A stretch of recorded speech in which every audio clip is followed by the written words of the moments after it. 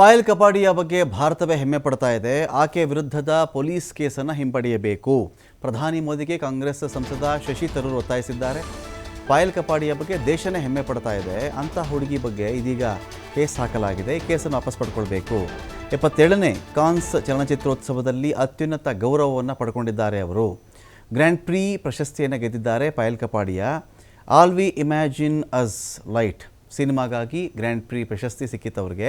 2015ರಲ್ಲಿ ಪುಣೆಯ ಫಿಲ್ಮ್ ಇನ್ಸ್ಟಿಟ್ಯೂಟ್ನಲ್ಲಿ ಪ್ರತಿಭಟನೆಯನ್ನು ಮಾಡಿದರು ಕಪಾಡಿಯ ಅವರು. ಇನ್ಸ್ಟಿಟ್ಯೂಟ್ ಅಧ್ಯಕ್ಷರಾಗಿ ಗಜೇಂದ್ರ ಚೌಹಾಣ್ ನೇಮಿಸಿದ್ದಕ್ಕೆ ಪ್ರತಿಭಟನೆ ಮಾಡಿದ್ರವರು. ಅವತ್ತು ಕಪಾಡಿಯ ಸೇರಿದಂತೆ ಹಲವು ವಿದ್ಯಾರ್ಥಿಗಳ ಮೇಲೆ ಕಂಪ್ಲೇಂಟ್ ಆಗಿತ್ತು. ಕಪಾಡಿಯ ಮೇಲಿನ ಕೇಸನ್ನು ವಾಪಸ್ ತೆಗೆದುಕೊಳ್ಳಿ ಅಂತ ಹೇಳಿ ಶಶಿ ತರೂರ್ ಒತ್ತಾಯಿಸಿದ್ದಾರೆ. ಕಪಾಡಿಯ ಪ್ರಶಸ್ತಿ ಗೆದ್ದಿದ್ದಕ್ಕೆ ಟ್ವೀಟ್ ಮಾಡಿ ಶುಭಾಶಯವನ್ನು ಹೇಳಿದರು ನರೇಂದ್ರ ಮೋದಿ ಅವರು.